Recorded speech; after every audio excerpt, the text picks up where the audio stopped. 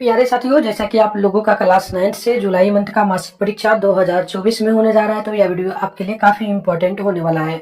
क्योंकि प्यारे बच्चों, अभी के इस वीडियो में ना हम लोग सोशल साइंस यानी कि सामाजिक विज्ञान का सब्जेक्टिव के साथ में ऑब्जेक्टिव दोनों का आंसर के आप लोगों को बताने वाले हैं। साथ में इसका पीडीएफ कहाँ से डाउनलोड करना है ये भी हम आपको सिखाएंगे। तो वीडियो आपके लिए काफी इंपॉर्टेंट होने वाला, देख लीजिएगा। विषय कोड आपका 111 रहेगा, टाइम 1.5 घंटा का मिलेगा, टोटल 50 नंबर का एग्जाम होगा। तो चलिए आगे बढ़ते हैं। यहाँ पर देखिएगा, सबसे पहले सेशन ए में आप लोगों से जो है ना ऑब्जेक्टिव टाइप प्रश्न पूछा है। टोटल 1 से लेकर 30 तक प्रश्न है, आपको 24 प्रश्नों का ही जवाब देना होगा। तो चलिए सबसे पहला नंबर प्रश्न को देख लीजिए। राष्ट्र संघ की स्थापना कब जो है ना किस वर्ष हुई थी? तो आपको याद रखना है 1920 में हुआ था। तो पहला का right answer option number A आप लोगों को नोट कर लेना है। 2 नंबर क्वेश्चन को देख लीजिए। बोला जा रहा है, प्रश्न बोला कि जो ना वुडरो विल्सन कौन थे? तो आपको याद रखना है ये अमेरिका के राष्ट्रपति थे, यानी कि right answer option number D हो जाएगा 2 नंबर प्रश्न का। नेक्स्ट क्वेश्चन है आपका 3 नंबर देख लीजिए। संयुक्त राष्ट्र संघ का सचिवालय कहाँ पर स्थित है? तो ये यूएसए में, यानी कि अमेरिका के जो है ना न्यूयॉर्क नामक शहर में स्थित है। तो right answer option number C आप लोगों को 4 नंबर प्रश्न का भी नोट कर लेना है। चलिए इसके आगे बढ़ेंगे। तो क्वेश्चन नंबर 4 नंबर पूछा जा रहा है। प्रश्न है कि संयुक्त राष्ट्र संघ का मुख्यालय कहाँ पर स्थित है? तो आप नोट करेंगे प्यारे बच्चों, इसका मुख्यालय जो स्थित होगा संयुक्त राष्ट्र संघ का, ठीक है। 4 नंबर है ना। तो एक तो हो जाएगा महासभा, साथ में सुरक्षा परिषद, मतलब कि न्यूयॉर्क शहर का मुख्य अंग क्या है ये पूछा, ठीक है। और अंतर्राष्ट्रीय न्यायालय, ये सभी संबंधित है इससे। तो ऑप्शन नंबर डी आप लोगों को नोट करना है, इनमें से सभी हो जाएगा बिल्कुल करेक्ट। नेक्स्ट क्वेश्चन देखिएगा। तो 5 नंबर प्रश्न पूछा, संयुक्त राष्ट्र दिवस कब मनाया जाता है? तो आपको याद रखना है 5 का ऑप्शन नंबर डी बिल्कुल करेक्ट होगा, 24 अक्टूबर को मनाया जाता है। नेक्स्ट क्वेश्चन यहाँ पर देखिए 6 नंबर है। संयुक्त राष्ट्र किस सम्मेलन का परिणाम था? तो आप नोट करेंगे 6 का ऑप्शन नंबर सी हो जाएगा, यानी कि ये आपका जो है सैन फ्रांसिस्को सम्मेलन का होगा। तो ऑप्शन नंबर 6 नंबर का सी आप लोगों को ध्यान रखना है। आगे बढ़ते हैं, क्वेश्चन नंबर 7 को देख लीजिए। प्रश्न आप लोगों से बोला, प्रथम विश्व युद्ध की समाप्ति के कितने वर्ष बाद द्वितीय विश्व युद्ध शुरू हुआ? तो आप नोट करेंगे 7 नंबर का ऑप्शन नंबर सी होगा, यानी कि लगभग 21 वर्ष के बाद। तो ऑप्शन नंबर 7 नंबर का आप लोगों को सी याद कर लेना है। अगले प्रश्न 8 नंबर है, सर्वोच्च न्यायालय भारत में कहाँ स्थापित है? तो आप 8 नंबर का नोट करेंगे, ऑप्शन नंबर सी हो जाएगा, दिल्ली में। यानी कि ऑप्शन नंबर आप लोग नोट करिएगा 8 नंबर का भी, तो सी बिल्कुल करेक्ट होगा। 9 नंबर प्रश्न है, किसी राज्य के जो ना राज्यपाल की नियुक्ति कौन करता है? तो आप 9 नंबर का नोट करेंगे, ऑप्शन नंबर डी हो जाएगा, राष्ट्रपति करता है, ठीक है। यानी कि ऑप्शन नंबर डी जो है बिल्कुल करेक्ट हो जाएगा 9 नंबर प्रश्न का।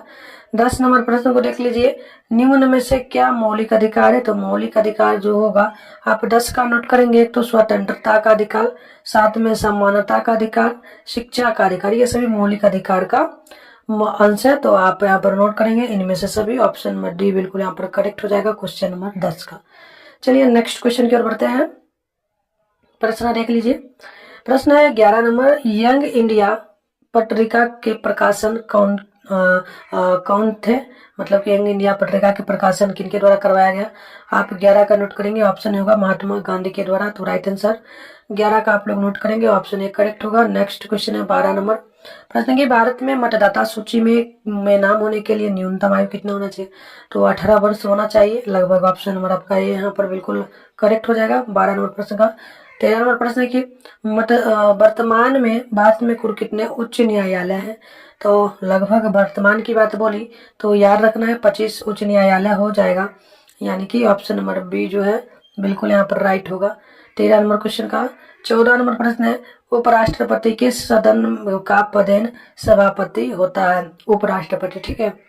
तो आप ध्यान रखेंगे ये हो जाते हैं राज्यपाल के, यानी कि ऑप्शन नंबर आप लोग नोट करिएगा 14 का, तो सी बिल्कुल करेक्ट हो जाएगा। चलिए किसी क्षेत्र या अध्ययन की विषय वस्तु में सम्मिलित किया जाता है किस चीज को? तो 15 का नोट करना है। ये किया जाता है जनसंख्या को, प्राकृतिक वनस्पति को, औद्योगिक विकास को। तो इनमें से सभी होगा, ऑप्शन डी आपको याद करना है। 16 नंबर क्वेश्चन बोला गया, भूगोल में क्षेत्रीय अध्ययन क्या है? तो आप 16 का नोट करेंगे, ऑप्शन बी होगा, एक सिद्धांत होगा। तो ऑप्शन नंबर बी आपको याद करना है। क्वेश्चन नंबर 17 है कि क्षेत्र में जाकर इकट्ठे किए गए आंकड़ों को क्या कहा जाता है? तो 17 का नोट करना है, right answer option number B हो जाएगा, यानी कि प्राथमिक आंकड़ा। तो ऑप्शन नंबर 17 का ये नोट कर लेना है।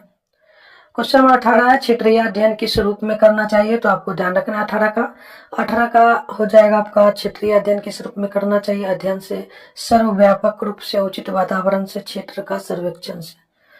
तो ऐसे उचित वातावरण से करना चाहिए, ऑप्शन सी होगा। नेक्स्ट क्वेश्चन आप देखिए, प्रश्न नंबर 19 है कि किसी कोसी नदी का उद्गम स्थल क्या है?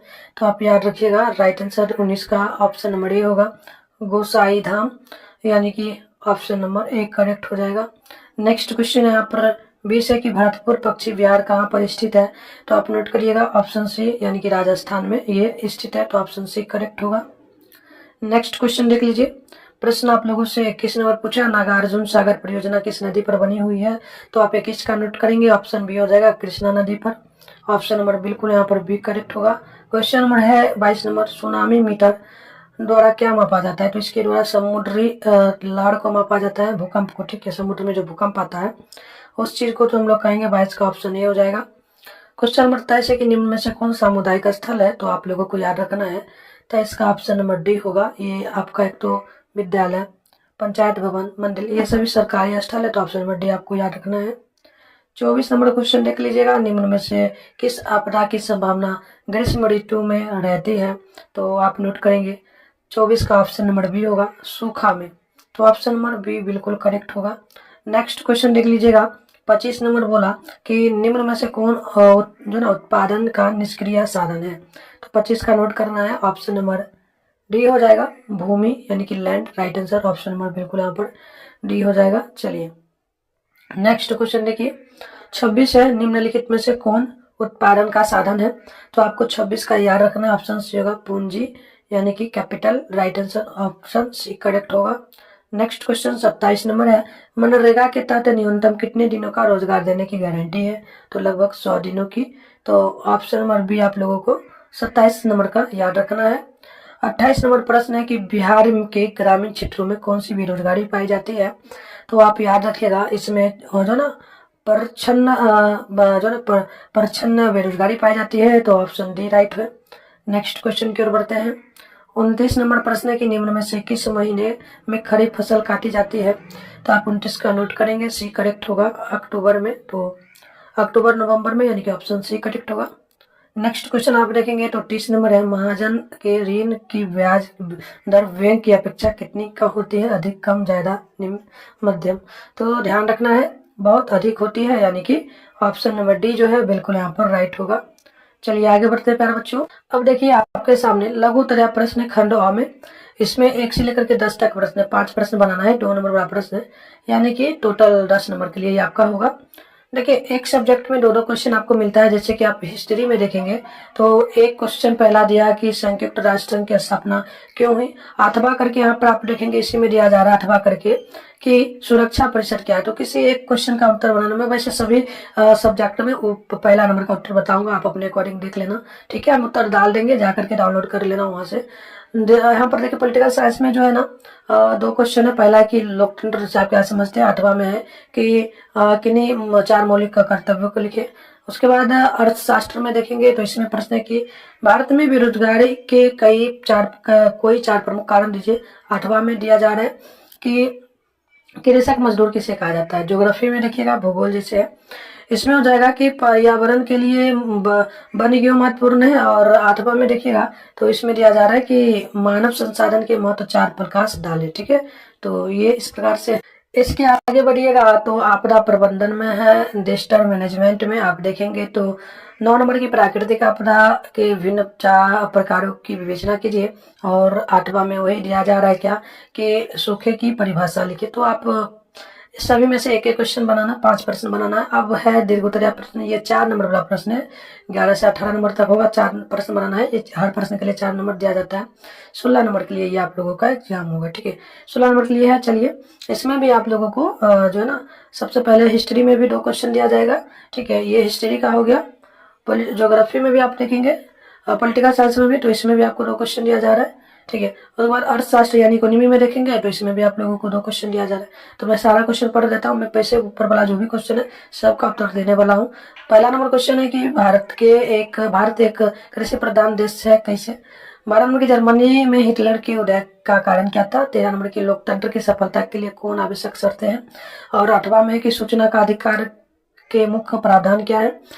और इकोनॉमी में है कि जनसंख्या के जनगणना में अंतर स्पष्ट करें। और इसके बाद 16 नंबर की भारत में अपनाए गए गरीबी उन्मूलन की उन्मूलन कार्यक्रमों की व्याख्या करिए। इसके बाद आगे बढ़ेंगे ना तो ज्योग्राफी में है, ठीक है, ज्योग्राफी में है।